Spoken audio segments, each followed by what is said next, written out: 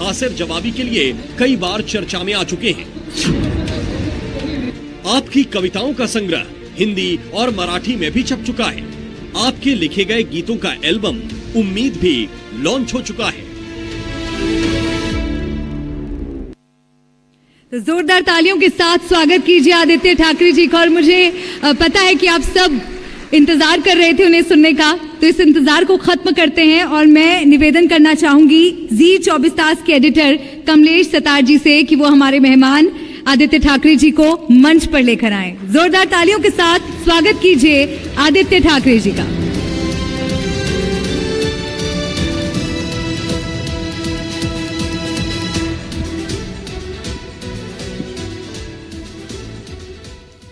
तो शायद जिस सेशन का यहाँ का युवा पिछले कुछ घंटों से बेसब्री से इंतज़ार कर रहा था, उसको सीधे शुरुआत करते हैं। आदित्य ठाकरे, बहुत बहुत स्वागत है आपका। आते ही हमने आपको देखा, पूरा गुलाल आप पर छाया हुआ है, एक सेलिब्रेशन करके आप आए हैं। बता दूं जो ऑडियंस जिन्हें नहीं पता है, कल सीनेट के इलेक्शंस हुए मुंबई यूनिवर्सिटी के और 10 में से 10 सीटें जीती है युवा सेना ने आदित्य ठाकरे जी के। तो पहले तो बहुत बहुत बधाई आपको। आप कह रहे हैं कि ये आने वाले चुनाव का एक आपके लिए पहल है, लेकिन सीनेट के चुनाव तो कॉलेजेस के, यूनिवर्सिटी के हैं, तो क्या आप इसको चुनाव से जोड़कर देख रहे हैं? देखिए, ये बहुत बार कहा जाता है कि कोई चुनाव दूसरे चुनाव का सेमीफाइनल होता है या एक ड्रेस रिहर्सल होती है। बिल्कुल ऐसे समझना ठीक भी होता है, उचित भी होता है, लेकिन ये भी बात सच है कि वोटर बराबर पसंदी से अपने वोटिंग करते हैं। मतदाता जो होता है उसे बराबर पता है कि क्या करना होता है। ये बिल्कुल हमारे लिए, हमारे सिस्टम के लिए, हमारे पार्टी के लिए एक ड्रेस रिहर्सल थी। जो 10 के 10 हम जीते हुए हैं वो सारे के सारे ग्रेजुएट वोटर्स हैं, कोंकण डिवीजन के हैं। हमारे मुंबई हो, थाना हो, नवी मुंबई, पालघर, वसई विरार, रत्नागिरी, रायगढ़, सिंधुदुर्ग, ये सारे इलाके के हमारे वोटर्स हैं। लेकिन तैयारी तो शुरू है। विधानसभा भी ऐसे ही जीतेंगे, ऐसी उम्मीद है। विधानसभा चुनाव की हम आदित्य बात करें, लगभग ये माना जा रहा है कि शायद आने वाले कुछ दिनों में, हफ्ते 2 हफ्ते में चुनाव का ऐलान हो जाएगा। महाराष्ट्र के लिए चुनाव काफ़ी अहम है, पूरे देश की नज़र महाराष्ट्र के चुनाव पर रहेगी। पिछले 5 सालों में महाराष्ट्र की राजनीति में इतनी उथल पुथल देखने को मिली है। लगभग सभी पार्टियों को मौका मिला है सरकार में आने का, पार्टियां और पार्टियों के फैक्शंस भी। क्या ये बचे तो बोलो, 1 महीना है अभी भी। तो क्या ये माना जाए कि ये जितनी भी राजनीति में बदलाव हो गए थे, क्या इस चुनाव के साथ में इसे फुल स्टॉप मिल जाएगा? क्योंकि लोगों में प्रतिक्रिया लगातार आती है कि इस राजनीति की वजह से एक उबक सी आ गई है लोगों को। तो क्या लगता है? बिल्कुल, एक बात का मैं अभिनंदन करना चाहता हूं आपका, क्योंकि आपने यहाँ जो लिखा है स्टेट्स मेक अ नेशन, ये बहुत ज़रूरी है। We are a union of states. और अगर आप देखें तो महाराष्ट्र देश का दूसरा बड़ा एक राज्य है, मोस्ट इंडस्ट्रियल स्टेट था, एग्रेरियन स्टेट भी था, युवा वर्ग काफ़ी बड़ा है, महिला वर्ग काफ़ी बड़ा है, किसान है, शहर काफ़ी सारे हैं। और इसी महाराष्ट्र को पिछले 2 सालों में पीछे खींचा गया है। जो भाजपा की राजनीति है, तोड़ो फोड़ो राज करो, फिर वो शायद परिवारों में हो, वो पार्टियों में हो, वो धर्मों में हो, वो जातियों में हो, तोड़ो फोड़ो राज करो, ये जो भाजपा की राजनीति है वो महाराष्ट्र को कोई पसंद नहीं आती। जो हमें दिलचस्पी बिल्कुल नहीं है उनके इस पॉलिसी में, लेकिन हमारे सिर पे इनको बैठाया गया है। और यही मैं सोचता हूँ, यही मैं उम्मीद करता हूँ कि ये जो आने वाले चुनाव है, ऐसी उम्मीद है कि तो एमवी तो जीतेगा ही, लेकिन एक जो स्टेबिलिटी चाहिए, स्थिरता चाहिए महाराष्ट्र की राजनीति में। अगर राजनीति में कोई स्थैर्य आए तो फिर इंडस्ट्री हमारे यहाँ आ सकती है, किसानों की कोई मदद कर सकता है, महिलाओं की सुरक्षा और उनको आगे बढ़ने के मौके दे सकते हैं। सारे जाति और धर्मों में एक जो एक हार्मनी चाहिए वो हम ला सकते हैं, लेकिन इसको पॉलिटिकल स्टेबिलिटी सबसे ज़रूरी है। और यही पॉलिटिकल स्टेबिलिटी लाने के लिए हम कोशिश कर रहे हैं। आपने जैसे कहा कि बिल्कुल लोग हैरान हुए हैं, त्रस्त हुए हैं इसी तोड़ो फोड़ो की राजनीति को। कितने दिन, यानी आप जागते सोते सब जो भी करते हो उसमें राजनीति लाने की कोशिश करते हो, और वही लोग तंग आ गए अभी कि अभी बस हो गया, अभी हमें प्रगति दिखाई, राजनीति बहुत हुई।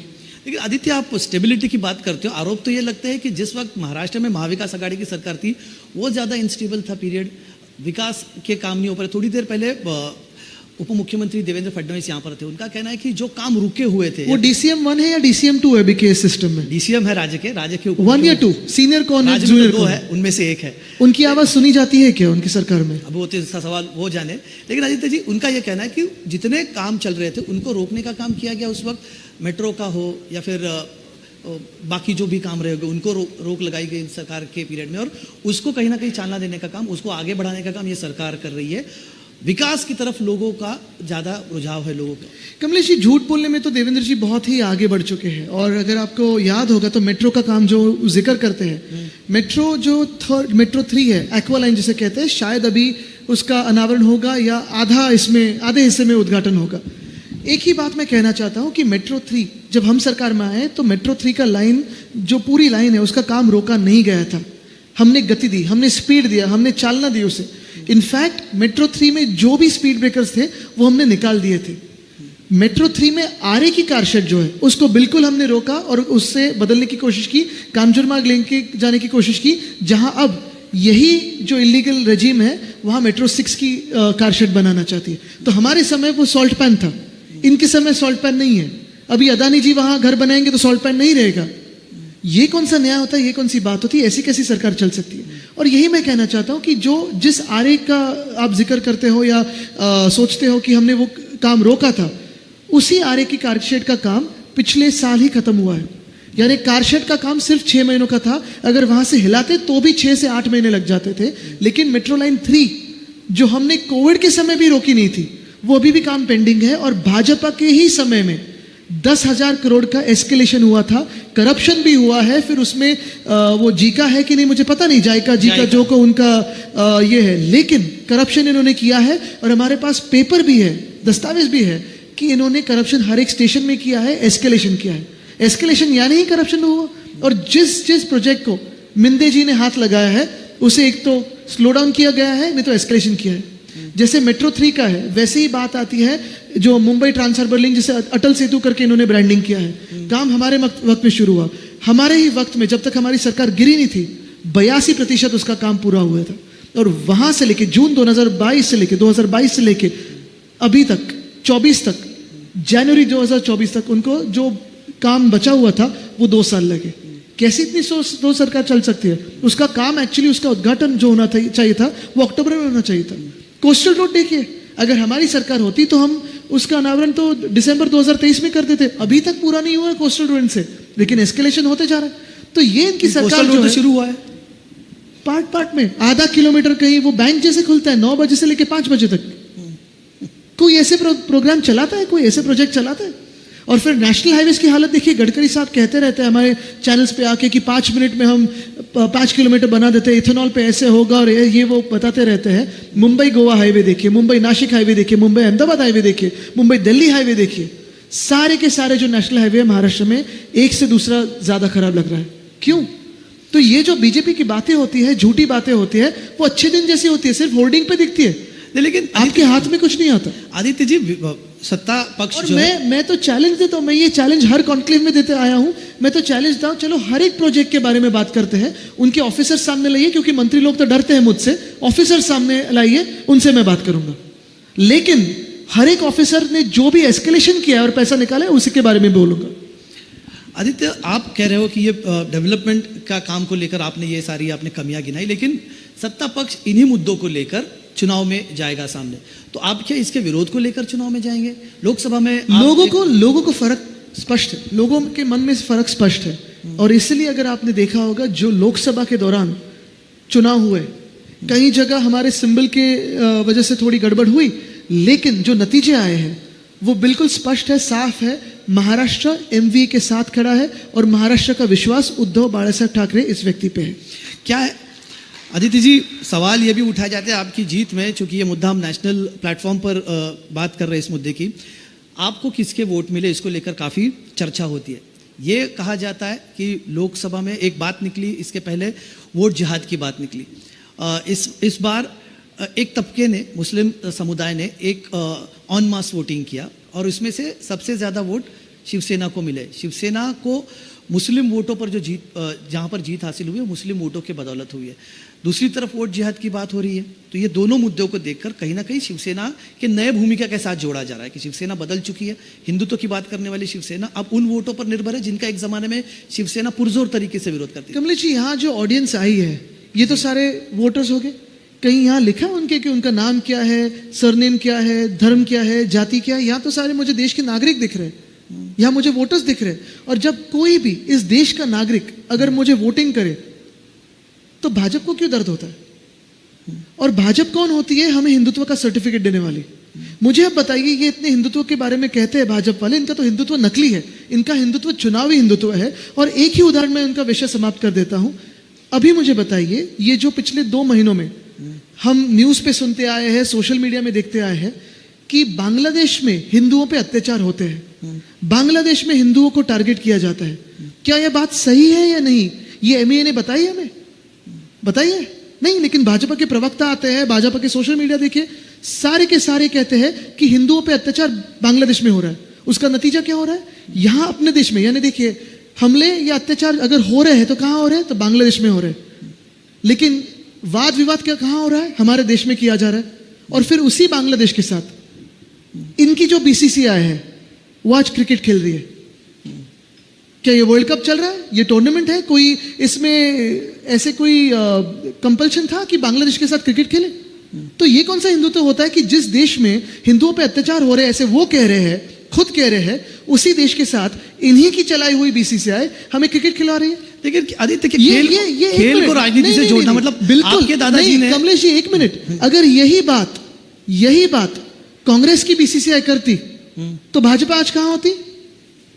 रास्तों पे होती, भारत बंद पुकार कर देती, कांग्रेस को एंटी नेशनल कहलाती थी। Exactly, मैं वही आपको एंटी नेशनल कहलाती थी। दूसरी बात मुझे कहिए, ये कौन सा हिंदुत्व होता है कि जो मंदिर आधा अधूरा बन चुका है, चुनाव के लिए, खुद के प्रचार के लिए, राम मंदिर का फायदा उठाने के लिए उन्होंने उसका उद्घाटन किया? ये कौन सी बात होती है? मुझे बताइए, ये कौन सा हिंदुत्व होता है कि राम मंदिर के अड़ोस पड़ोस की जो जगह है वो ट्रस्ट से लेके या किसी से छीन के अपने जो लोधा जी है या सारे उनके जो पहचान वाले बिल्डर्स है उनके हाथों में दिए जाए? क्या वो घर कार सेवकों के लिए बना रहे हैं या कमर्शियली बेचने के लिए बना रहे हैं? तो इस हिंदुत्व का पहले वो जवाब दे और फिर हिंदुत्व के बारे में हमें बताए। तो क्या शिवसेना का बदलाव? अगर कोई भी हिंदू, मुस्लिम, दलित, सिख, क्रिश्चियन, पारसी, ईसाई जो भी हमें वोटिंग करे, वो देश के नागरिक के तौर पे वोटिंग करे और मुझे उसका अभिमान है। तो क्या ये बदला हुआ हिंदुत्व माना जाए शिवसेना का? बिल्कुल नहीं। ये हिंदुत्व मुझे हमारे परदादा ने, दादा ने, मेरे पिताजी ने मुझे यही सिखाया हिंदुत्व। मैं आपको सीधे सीधे कुछ सवाल पूछा। जो मन में, हृदय में राम और हाथ को काम, यह हमारा हिंदुत्व है। बेरोजगारी पे बात नहीं करते, महंगाई पे बात नहीं करते और दूसरों को हिंदुत्व का सर्टिफिकेट दिलाते हैं। आदित्य जी, सवाल इसलिए पूछ रहा हूँ क्योंकि मुंबई में पिछले कुछ दिनों में जिस तरह से घटनाएं हुई, एक धारावी के इंसिडेंट का जिक्र करना चाहता हूँ। अगर कुछ दिनों पहले या फिर बाला साहब के ज़माने में अगर ऐसी घटना मुंबई में हुई होती, धारावी में एक धार्मिक स्थल के अतिक्रमण को लेकर काफ़ी विवाद हुआ, ऐसे मुद्दे पर वहाँ पर पुलिस आती है, काफ़ी बड़ा बखेड़ा वहाँ पर होता है, बवाल हो जाता है, एक्शन लेती है। देवेंद्र फडणवीस थोड़ी देर पहले, यहाँ पे इनका बार बार जिक्र करना इसलिए जरूरी है क्योंकि उन्होंने कुछ मुद्दे उठाए जो मुझे लगता है उसमें है ना, इसलिए उनके मालिक उसमें है। नहीं, भाजपा के जो मालिक है वो उस धारावी प्रोजेक्ट में तो वहां भी मालिक है ना, इसलिए। लेकिन क्या शिवसेना पड़ती है?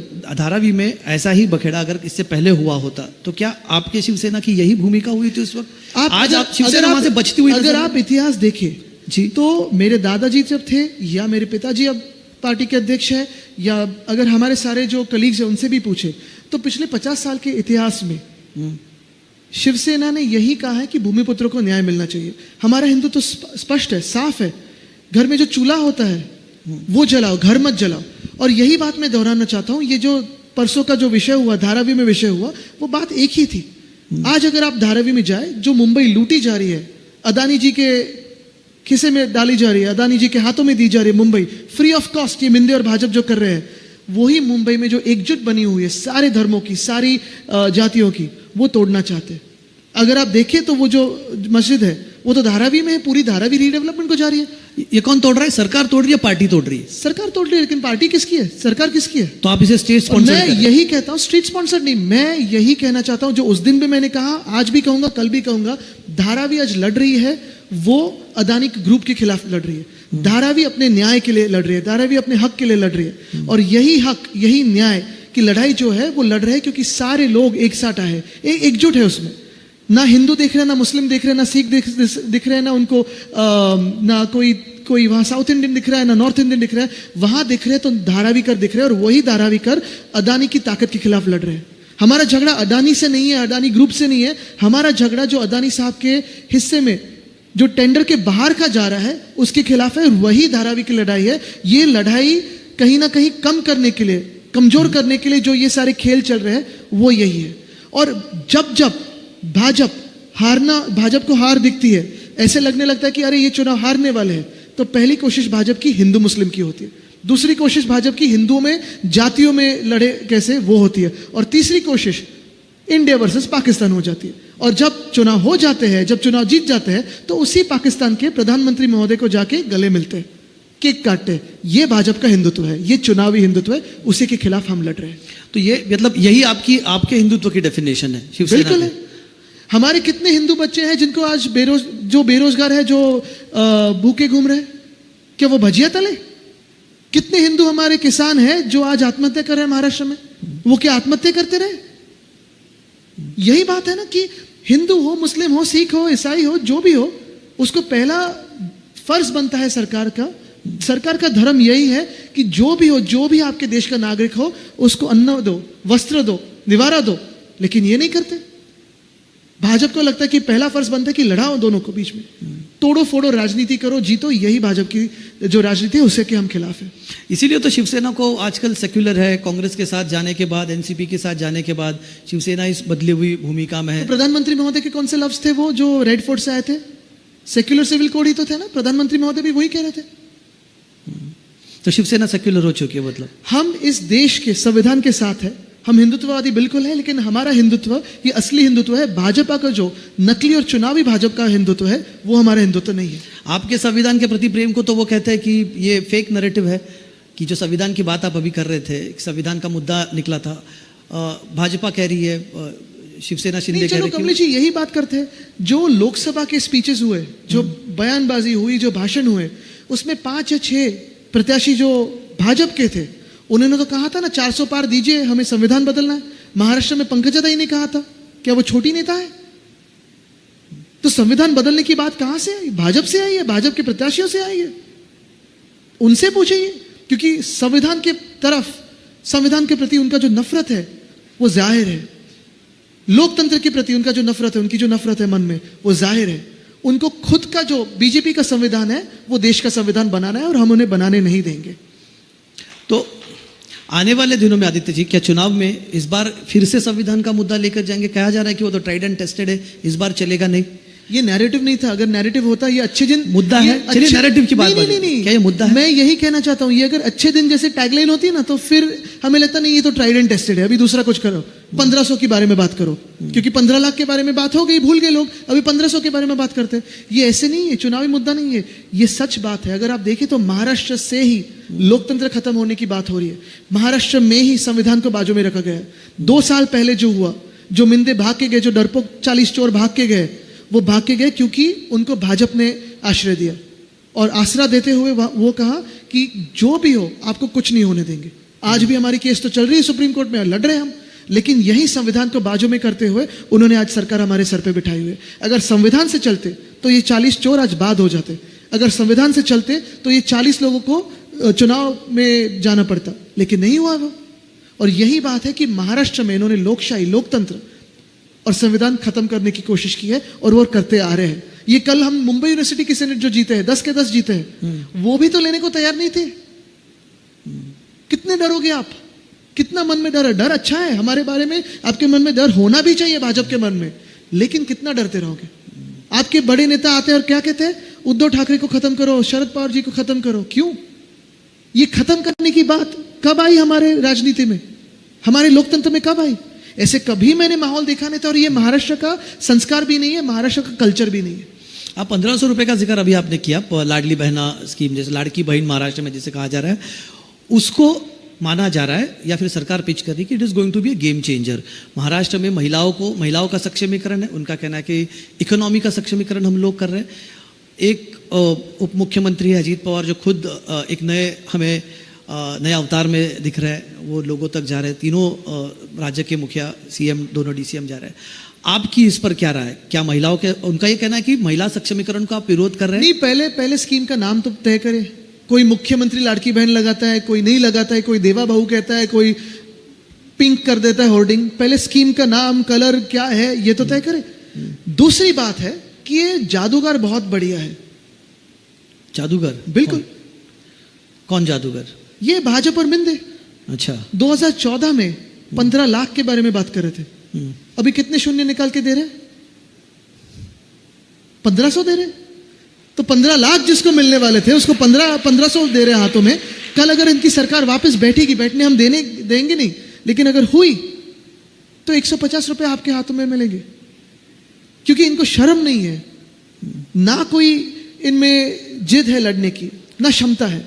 यही बात मैं कहना चाहता हूं कि ये झूठ बोलने में काफी आगे भागते रहते हैं, ये इनको शर्म नहीं है। और यही बात है कि इनको सिर्फ सत्ता हासिल करनी है। अगर हमारी सरकार बैठेगी वापस, और बैठेगी ही, ये मुझे विश्वास है, तो हम लाड़की बहन के साथ साथ सुरक्षित बहन भी वापस लाएंगे।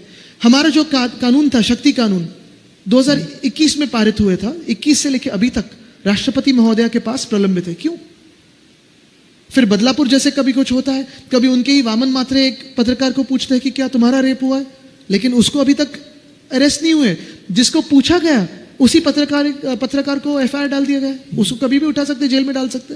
तो ये जो उनका दोगलापन है ना, वो लोगों के सामने आ रहा है, और इन पे विश्वास नहीं है। मध्य प्रदेश में चल गई क्योंकि शिवराज जी का चेहरा एक विश्वासु चेहरा है, लेकिन यहां वो चलेगा नहीं।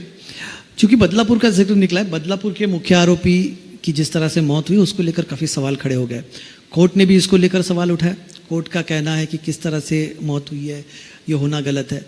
कुछ लोग इसे कह रहे हैं कि सरकार, एक तरह से किसी ने कहा कि ये नेचर्स जस्टिस है, पोएटिक जस्टिस है, और कुछ लोग का ये कहना है कि इस तरह के घिनौने जो क्राइम्स होते हैं उनके साथ इसी तरह से डील करना चाहिए। आदित्य, आप युवाओं से डील करते हो, आप युवाओं की संगठन के मुखिया हो, युवाओं में भी इसको लेकर काफी एंगर था, और कुछ लोगों ने कहा कि ठीक है, हुआ तो हुआ, उसमें गलत क्या है, उसका विरोध किस बात का? नहीं, देखिए, युवाओं में बात साफ है, जस्टिस तो होना चाहिए, न्याय तो होना चाहिए। जो भी इसमें गलत होगा, जिसने भी अत्याचार किया होगा, जिसने भी बलात्कार किया होगा, और किसी भी केस में हो, मैं तो पहले से ही कहता आया हूं कि रेप को टेरर चार्जेस जैसे ही ट्रीट करो, टेररिस्ट जैसे ही ट्रीट करो। फिर वो बिल्किस बानो का रेपिस्ट हो जिसको भाजपा उसकी आरती करती है, या फिर ये जिसने गलत तरीके से छुआ। कई बार हम ये भी सेल्फ डिफेंस क्लासेस में बताते रहते हैं गुड टच बैड टच, और मैं यही कहता हूं ये गुड टच बैड टच एक चीज है कि वो आरोपी नहीं था, ये क्योंकि आपने मैं इसी पे आ रहा हूं, अहम बात कही। नहीं कमलेश, इसी पे आ रहा हूं। मैं यही कहना चाहता हूं कि ये क्या उस बीजेपी के ट्रस्टी को बचाने के लिए किसी को बीच में बकरा लाया गया था, यह सच में आरोपी था? ये कोर्ट ही बता सकता है जो नेता। तो मैं तो कहता छुप छुप के मारना है इसको। अब पर आरोप लगते हैं, हमने फांसी मांगी थी और भर लोगों के बीच में फांसी मांगी थी, बीच चौराहे में फांसी तो आपने बीच चौराहे पे मांगी थी, लेकिन जो जज साहब होते हैं उनसे तो एक बार तय होने दीजिए कि ये ही गिल्टी है कि नहीं। तो यही बात होती है। अगर न्याय के बारे में बात करें, चला सीपीआई पे हमला हो रहे हैं, तो ये सब ये गिल्टी यही है सामने। महाविकास आघाड़ी में सच में है क्या? ये तो डरते हैं चुनाव से। अगर पिछले अगले कुछ दिनों में चुनाव होने हैं, महाविकास आघाड़ी की तैयारी तो चल रही है। उद्धव ठाकरे जी ने कहा है कि महाविकास आघाड़ी का मुख्यमंत्री पद का चेहरा सामने आए। इस बात को लेकर जो बातें सामने आ रही कि अनबन चल रही, इस मुद्दे को लेकर ना उसे आपके सहयोगी दलों ने स्वीकार किया है, ना पूरी तरह से रिजेक्ट भी किया है। और शायद अगर मैं गलत ना हूं तो हमने देखा है पिछले 8-10 दिनों से उद्धव ठाकरे जरा राजनीति से थोड़े से ज्यादा एक्टिव नहीं नजर आ रहे। ये बहुत भीड़ है, क्योंकि ऐसे हुआ है कि सारे जो इच्छुक उम्मीदवार होते हैं, होपफुल्स होते हैं टिकट्स के लिए, जैसे मैं हूं, तो हम सब लोग उद्धव जी के पीछे पीछे भाग रहे हैं, सब लोग उनसे मुलाकात कर रहे हैं, काफी सारी रिव्यू मीटिंग्स हो रही है। तो ऑफ कोर्स पब्लिक मीटिंग्स नहीं हो रही, लेकिन घर पे बहुत सारी भीड़ है, क्योंकि यही जो रिव्यू मीटिंग चल रही है हर एक चुनाव क्षेत्र की, फिर वो शायद हमारा बिल्कुल आप देखोगे जब हम बड़ा जिम्मेदारी से यही सोचा आगे कैसे के मन में। बहुत शुक्रिया। आए को मंच पर बुलाना चाहूंगी ताकि वो हमारे जी परिवार की तरफ से आपका शुक्रिया अदा कर सकें, मोमेंटो प्रस्तुत कर सकें। जोरदार तालियां हो जाएं। और आदित्य जी को हम सभी जोरदार तालियों के साथ बधाई भी देते हैं। आदित्य ठाकरे की युवा सेना ने शानदार जीत दर्ज की है, सभी 10 सीटों पर बारी है बाजी। बहुत बहुत बधाई आदित्य आपको, और इस कार्यक्रम का हिस्सा बनने के लिए बहुत बहुत शुक्रिया।